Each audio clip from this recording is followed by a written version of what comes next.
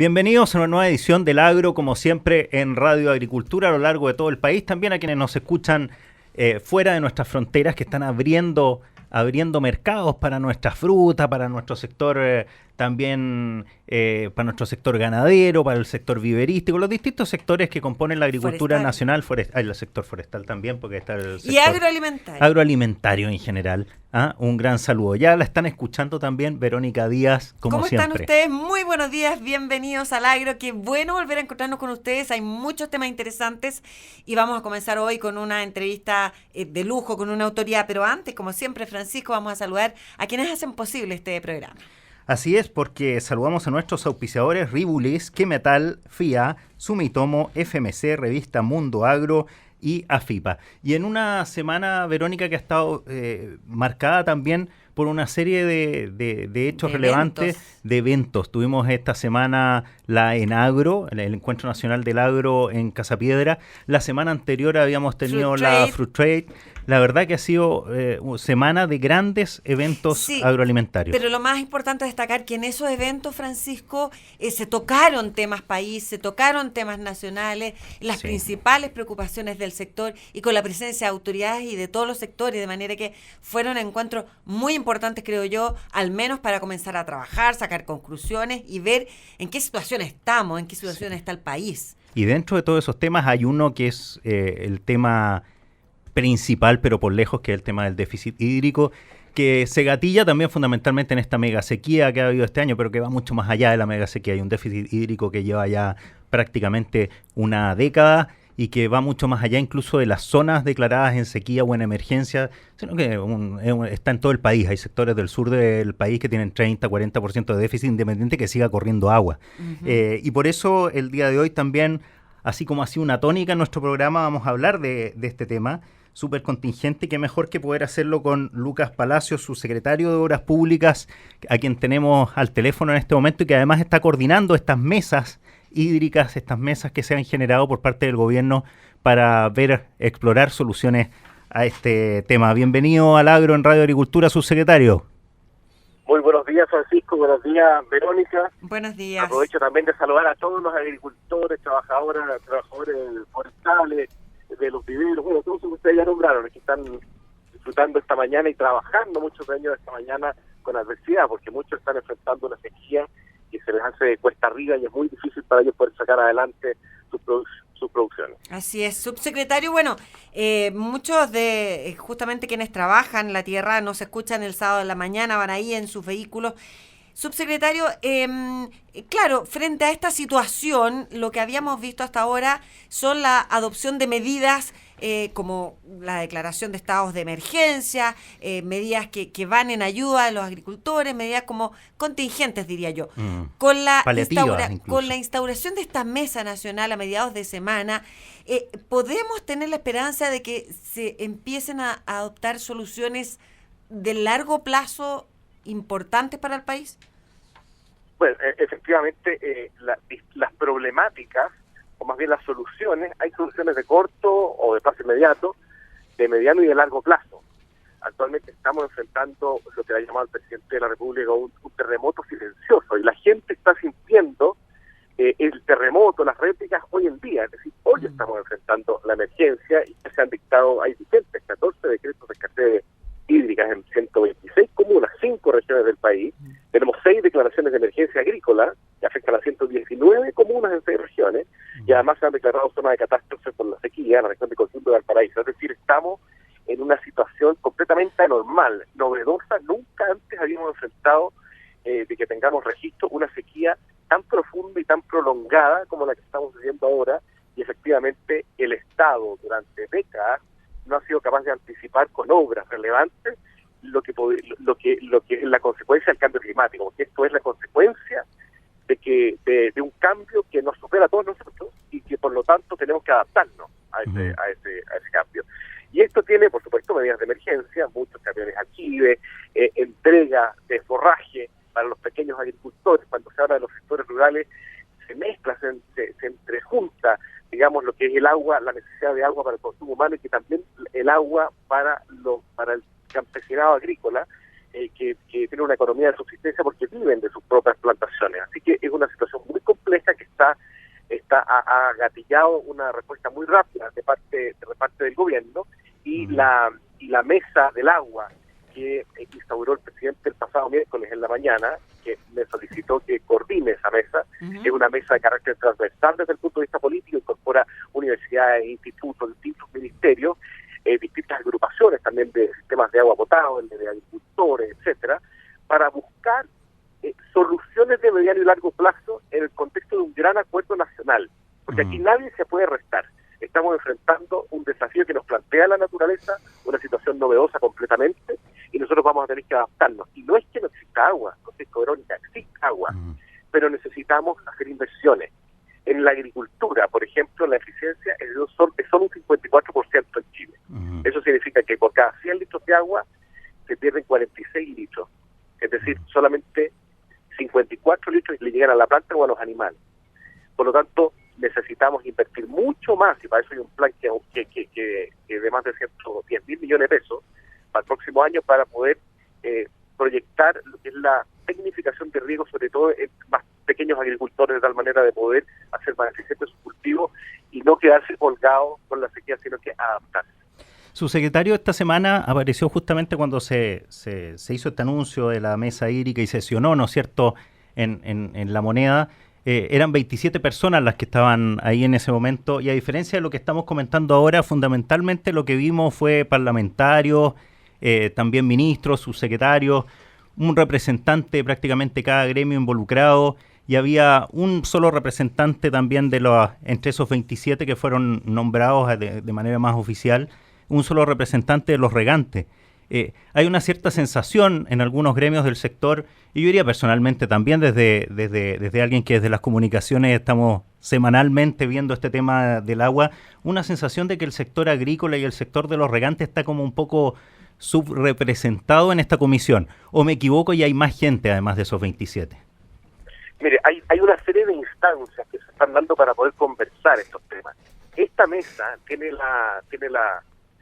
el objetivo de ser una mesa de trabajo, una mesa de trabajo que tiene que entregar una propuesta transversal al presidente en 60 días. Y esto incorporando lo que son los temas ambientales, lo que son los sistemas productivos que tenemos en el país, las nuevas tecnologías, el ordenamiento jurídico que tenemos. Es decir, hay una serie de elementos de personas que han estado ya en el debate y que van a tener que representar a sus sectores en lo que es esa propuesta. No significa que sea la única instancia que se están conversando estos temas. Perfecto. Por ejemplo, tenemos una mesa que también por orden del presidente me corresponde conducir, que es una mesa de la emergencia. Ahí tenemos también una amplia gama de personas que participan de esa mesa, de cómo podemos nosotros hacer más eficiente la entrega por parte del Estado de la emergencia ante la emergencia. Y también tenemos mesas a nivel regional que están donde están incorporados también asociaciones de regantes, de sistemas de agua potable, que también están levantando esas temáticas. Es decir, lo que nosotros queremos es que se produzca una gran conversación, un gran debate, un gran acuerdo a nivel país de qué cosas hay que hacer, y hay muchas ideas. Ya, pero ¿usted garantiza que están todos los sectores representados, subsecretario? Están todos los sectores representados, y si es necesario que incorporemos algo otro que se haya quedado, que se nos haya quedado en el tintero, bueno, lo tratamos de incorporar. Perfecto. Por supuesto, pero esto es una propuesta al país, y que después esta propuesta tendrá que generar un nivel de debate. Pero la diferencia de esta mesa, y como es el presidente, es que él quiere una propuesta concreta respecto de todos estos temas. Es decir, mesas para sacarse la foto ya han habido suficiente. Sí. En las últimas décadas. Lo que nosotros necesitamos ahora es generar un plan de inversiones con un cronograma, con un gran acuerdo en materia de administración y de institucionalidad, para ver cómo vamos a avanzar para enfrentar de verdad la adaptación que necesitamos para que nuestros sistemas productivos sigan siendo productivos en el futuro, en el contexto de una menor provisión de agua. Porque, subsecretario, lo hemos dicho acá en varias oportunidades, hay una agenda larga de la cual se viene hablando hace tiempo, la verdad, hace años.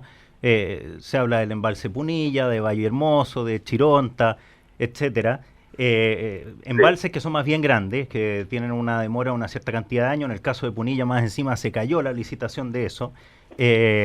Entonces ocurre que la gente va escuchando, y escucha hace 10 años la ciudadanía, y también especialmente la gente del campo, que muchas veces no es muy escuchada, escucha que desde hace 10 años las mismas medidas, y cuando ocurre la sequía nuevamente se les vuelve a hablar de Punilla, de Valle Hermoso, de Convento Viejo, Chironta, etcétera. ¿Cómo hacemos para que esto efectivamente, y cómo a lo mejor de esta mesa salen medidas para que esto se agilice? Para que más rápido puedan construirse estas obras, los estudios puedan ser más rápidos, quizás concesionarlos, no sé, de alguna manera que sea más eficiente esto.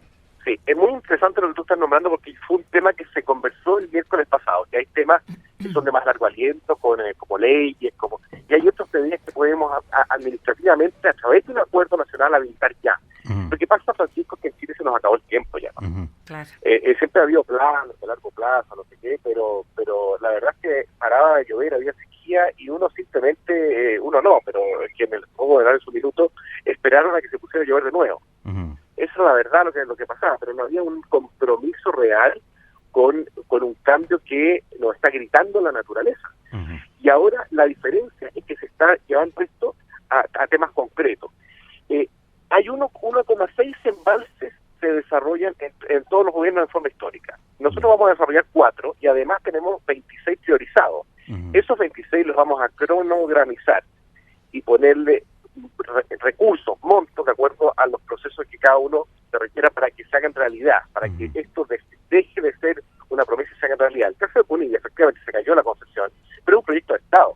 Ese proyecto tenemos que sacarlo adelante de todas maneras, porque en la región de Ñuble es absolutamente necesario Punilla para poder dotar a todo el secano, a todo el sector donde existe una pequeña agricultura, en donde necesita desarrollarse. Y hay cerca de 20.000 hectáreas que están a la espera de el agua que se pueda embalsar en Punilla. Entonces nosotros tenemos que salir adelante con estos proyectos independientes de que una empresa le vaya bien o le vaya mal con el proyecto, en este caso Quebre, como el caso Secretario, da la impresión que cuando lanzaron esta mesa, claro, aparecía el ministro de Agricultura exponiendo la realidad, la gravedad del problema y del sector, y por otra parte el MOP tal vez asumiendo un rol, y aquí va la pregunta, preponderante en lo que pueda significar la solución a futuro.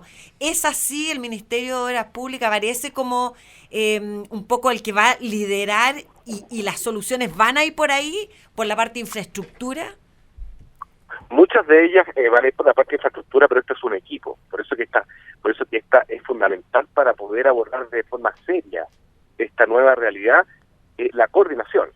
Por eso el presidente ha armado uno no quisiera llamarle mesa, sino que son estas instancias de coordinación para sacar adelante un plan que se ha realizado ya muchas veces, pero que ahora se transformó en compromiso. ¿Por qué? Porque no nos queda alternativa. Es que hay que entender que la naturaleza ya nos ha dicho fuerte y claro, mire, usted no me está cuidando lo suficiente, yo me estoy secando, no estoy capaz de entregarle tanta agua, y por lo tanto usted tiene que hacer algo al respecto.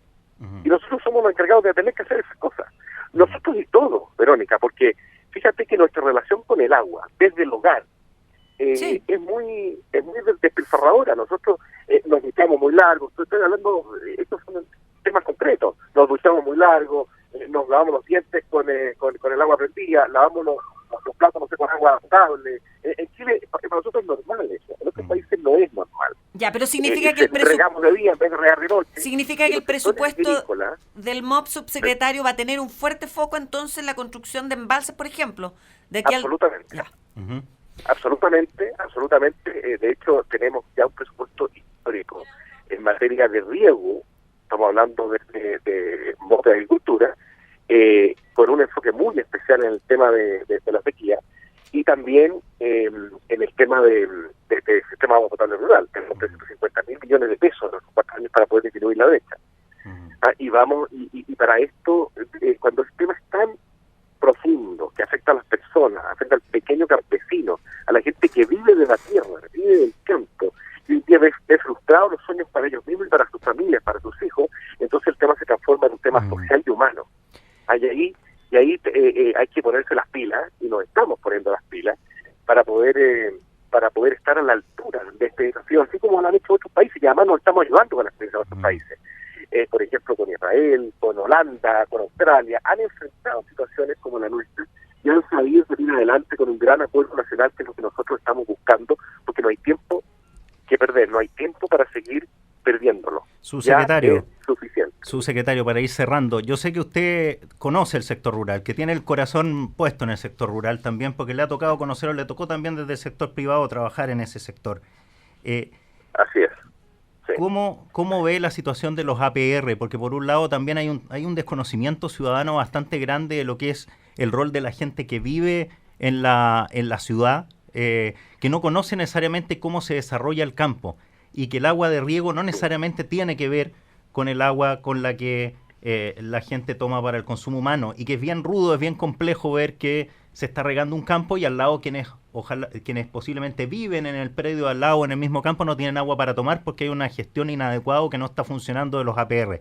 ¿De qué manera el Ministerio de Obras Públicas puede darle una solución definitiva a este tema del agua potable rural, de tal manera también de que esos trabajadores del campo puedan tener para sus familias la seguridad que tienen las mismas personas de Santiago, que hoy en día, como bien decía su secretario, derrochan incluso a veces un poco de agua, ellos puedan tener esa misma seguridad de tener el suministro básico y a la vez los agricultores no sean culpabilizados de algo que realmente no es culpa de ellos? Sí, mira, no es viable el desarrollo productivo en el país si es que tenemos gente que no tiene agua para tomar. Uh-huh. Entonces, por lo tanto, es una responsabilidad muy grande, no solamente de las personas, sino que con el sistema de desarrollo que tiene nuestro país en general. Y es por eso que es tan importante y estamos acelerando el tranco para poder disminuir la deuda histórica, que significa que el Estado no se ha metido la mano al bolsillo para poder resolver el tema del agua potable en los sectores rurales. Problema que se ve ahora profundizado, porque se nos han colgado, es decir, los pozos ya no tienen agua para todos los APR. De hecho, de los 1.469 sistemas de agua potable rural que están bajo la tutela del Ministerio de Obras Públicas, hasta acá, hasta la Araucanía, que es el sector más afectado, hay 97 que tienen algún nivel de problema producto de la sequía. Uh-huh. Eso es adicional a las 282.000 familias que hoy en día reciben permanentemente agua a través de camiones de aljibe o agua de una nodria o simplemente del río. Uh-huh. Pero por lo tanto, el problema es importante y hemos visto que muchos agricultores han entendido esto y han facilitado también de su agua para poder mitigar los efectos que tiene la sequía en el consumo humano. Entonces, esto es un sistema, es un sistema. Ahora, lo que hay que entender es que los sistemas de agua potable en sectores rurales se entremezclan también con un campesinado de subsistencia. Entonces, sí, esa persona con agua que le llega por la actividad para tomar agua de su APR, el sistema de agua potable rural, también le entrega agua a sus animales, a su pequeña chacra, y eso es una realidad. Uh-huh. Por lo tanto, hay que comprender la realidad social que tiene nuestro país para poder habilitar las soluciones propicias a largo plazo, porque si no, hacemos soluciones a medias. Uh-huh. Todos esos elementos los hemos trabajado desde el año pasado, y ya se están viendo en algunos sectores los resultados, y se van a ver en los próximos con mucho mayor profundidad esos resultados, porque teníamos una escasez muy grande también de estudios. Fíjate que en Chile, Francisco, Verónica, de las 101 cuencas, tenemos estudios, tenemos conocimiento de cómo se comportan en el subsuelo, solamente 7 de ellas. Uh-huh. Y hay un tercio del total, es decir, cerca de 35 cuencas, que son fundamentales y que tenemos que tener esos estudios, de lo contrario no podemos hacer una buena gestión del recurso. Uh-huh. Todos esos elementos los estamos trabajando con las con distintas instituciones, con universidades, para de una vez por todas cambiar el paradigma de lo que es la gestión y la administración del agua en nuestro país, de la manera de ser eficiente, de priorizar el consumo humano, sin que por ello no alcance por estas actividades que son fundamentales como la agricultura, porque nosotros necesitamos de la agricultura, no solo por el trabajo, sino que también para comer. Nosotros tenemos que comer fruta, verdura, es necesario también que alcance el agua para eso. Por lo tanto, es una gran tarea que a mí me genera además mucha responsabilidad, sí, y mucha motivación para poder hacerlo, para poder estar a la altura del mandato del presidente. Así es, subsecretario Lucas Palacio. ¿Cuándo se entrega esta propuesta entonces? En 60 días desde el miércoles pasado, nuestro presidente, nos volvemos a reunir el próximo lunes, es decir, pasado mañana. Uh-huh. Nos reunimos a las 6 de la tarde, de nuevo con el grupo, para poder establecer la fórmula de trabajo, distintos temas, trabajar y luego ir viendo la forma de agrupar para que el informe, pero un informe que muera, es decir, un informe que tenga resultados concretos, compromisos concretos, cronogramas, tiempos de ejecución, responsables. Eso es lo que no lo pidió el presidente. Y solo una duda para terminar, si un poco se vislumbra que la solución de aquí a largo plazo podría ir por la construcción de embalses, ¿se va a considerar en esta propuesta, no sé, el estudio de estas carreteras hídricas, cualquiera sea la alternativa? No estamos dejando ninguna idea o iniciativa de lado, las vamos a estudiar todas. Sin embargo, creemos que hay una prioridad muy importante en acelerar los embalses, así como los canales de regadío, impermeabilización de canales, que es una cancha muy importante de pérdida de agua, y también la desalación en los sectores costeros norte, que son muy importantes porque de esa forma incorporamos nueva agua potable al sistema y por lo tanto también el sistema en general se ve favorecido. Son esos los elementos fundamentales, nuevas tecnologías, nuevas fuentes de agua y mayor eficiencia. Son temas que vamos a realizar en conjunto con la institución. Le deseamos mucho éxito, subsecretario, en esta labor que en 60 días seguramente va a ser bastante titánica, va a ser mucho trabajo, pero de sacar algo concreto, algo certero, que definitivamente con obras de corto, mediano y largo plazo, porque aquí se requieren obras, algunas muy rápido y otras que tienen que ser de manera mucho más estructural, ¿no es cierto?, en el tiempo para nuestra matriz hídrica. Le enviamos un abrazo, mucho éxito y también lo dejamos invitado a que en algunas semanas más pueda venir a nuestro programa más en extenso. A que en 60 días venga nuestro programa. Exactamente, súper comprometido para que nos cueste acá en el programa con más tiempo, porque se nos quedaron también hartas preguntas en el tintero y seguramente van a estar muchas más resueltas en esos 60 días. Un abrazo y que esté muy bien. Perfecto, muchas gracias. Un abrazo a los dos. Hasta luego, subsecretario Lucas Palacios, subsecretario de Obras Públicas, hablando con nosotros aquí en El Agro. Nos vamos a separar brevemente, Francisco, pero antes saludamos a Quimetal. Así es, les cuento que Quimetal tiene tecnología de punta en productos químicos agrícolas y certificación para su uso en agricultura orgánica. Quimetal, cultivamos un compromiso, cosechamos confianza.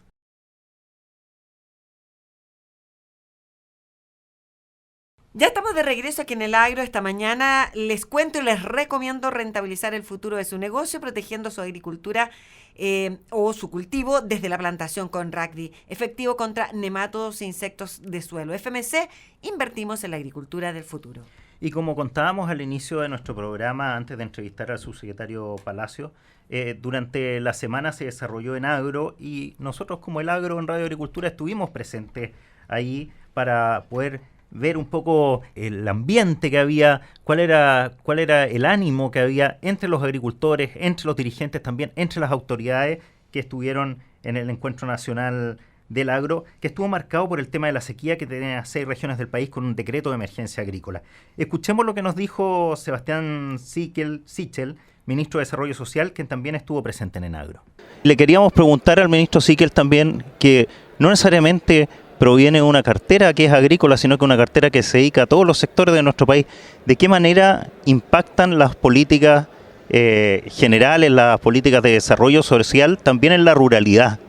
Mira, primero, si bien no es una cartera agrícola, el mundo agrícola hoy día es uno de los principales empleadores del país, es los que más permite el desarrollo, la descentralización territorial del desarrollo y sobre todo el que más rápidamente innova y descubre nuevas oportunidades productivas. Y en este caso, en particular en la Araucanía, esto tiene una oportunidad gigantesca al sector, porque es donde estamos viendo las esperanzas futuras de la Araucanía para llevar el desarrollo al nivel que esperamos, tiene que ver con el sector agrícola porque además permite incorporar a sectores que se han quedado fuera del desarrollo a esta estrategia de desarrollo. Y lo que estamos haciendo como ministerio finalmente es entender que este mundo rural, que en general está en esta región, ha quedado ajeno al desarrollo, tenemos que viabilizarlo a través de una mirada desde la infraestructura, pero permitirle el desarrollo a través de mejores niveles de integración y cohesión social, y eso requiere hoy día mayor inversión productiva, pero también mayores niveles de confianza en la región.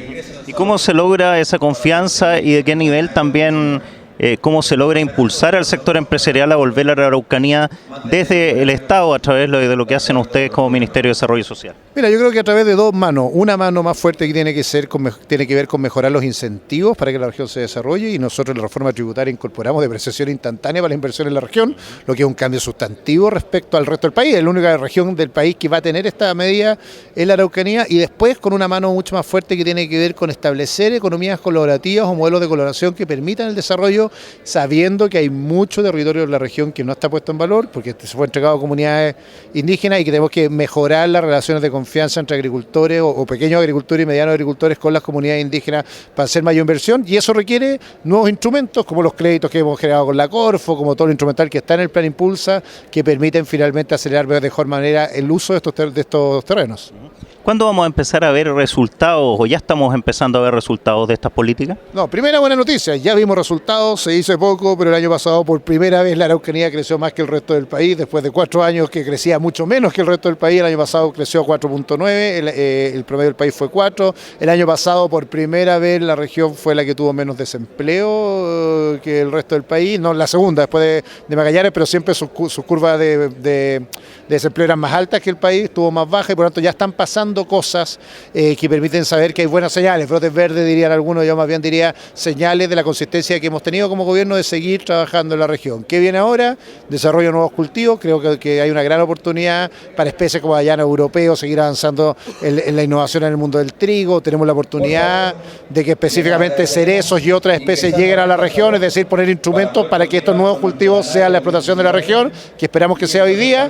Y la tercera, que te lo dije, es mejoramiento de la infraestructura. Parte importante de la actividad agrícola requiere mejor infraestructura y hoy día la región no la tiene y el Plan Impulso está metido o está de lleno con 1.600 kilómetros de nuevos caminos que mejoren también la distribución agrícola del territorio.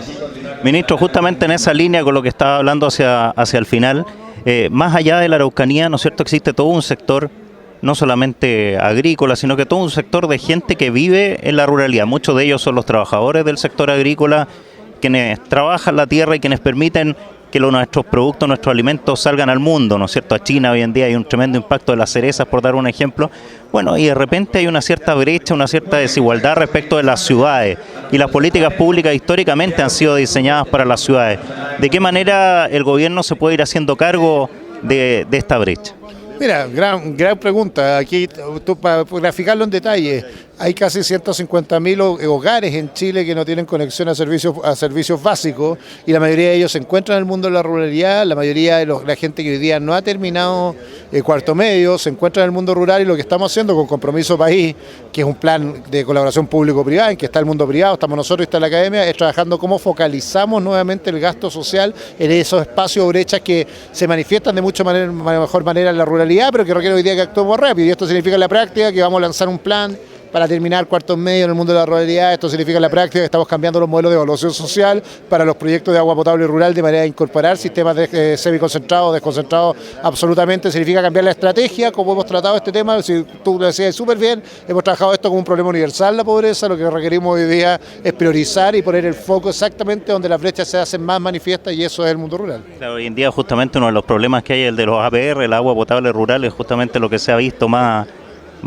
hoy en día en la sequía, más dramáticamente, es esa brecha y qué bueno poder ir superándola. Claro, ahí tenemos comedias del absurdo. Además, a veces tenemos APR y una casa que está a 2 metros de ahí no queda conectada al sistema y por lo tanto queda fuera de esto. Además, cuando hay una APR, un 30% aumenta la población que vive alrededor de la APR. Sin embargo, el Estado no ha tenido buen instrumento de focalizar en eso. Y lo que estamos haciendo en el modelo de evaluación social es ver cómo disminuimos esa brecha poniendo ahí el foco. El ejemplo más clásico es que antes peleábamos en todos los frentes por la pobreza. Hoy día tenemos que saber que tenemos que priorizar en el mundo rural las estrategias de solución que tienen que ser distintas a las soluciones universales. Si lo ves hoy día con el tema de la sequía, esto pasa a ser, antes era una necesidad, hoy día es una urgencia y por lo tanto hay que cambiar la estrategia de cómo y llegamos con agua al lugar donde no estábamos llegando. Ministro, sí que le ha tenido la deferencia de recibirnos, de conversar con el agro en Radio Agricultura justo antes de su presentación en Enagro. Le deseamos mucho éxito, que le vaya muy bien. Muchas gracias, me siento como futbolista a punto de entrar a la cancha, pero muchas gracias y como digo, la agricultura para nosotros es un pilar fundamental del desarrollo porque tiene un círculo virtuoso que pocas actividades tienen. Descentraliza, redistribuye ingresos y sobre todo hace que el país sea más sustentable, hecho de buena manera. Por lo tanto, cuando uno tiene una actividad que logre este círculo virtuoso, hay que seguir priorizando como estrategia de desarrollo. Bueno, ahí escuchamos la entrevista de Francisco con el ministro de Desarrollo Social, Sebastián Sichel. Interesante lo que te comentó Francisco. Sin duda. Bueno, y vamos a seguir escuchando más entrevistas durante el programa, entrevistas de Francisco ahí en Enagro. Así que vamos a separarnos brevemente, los dejamos invitados para que continúen con nosotros.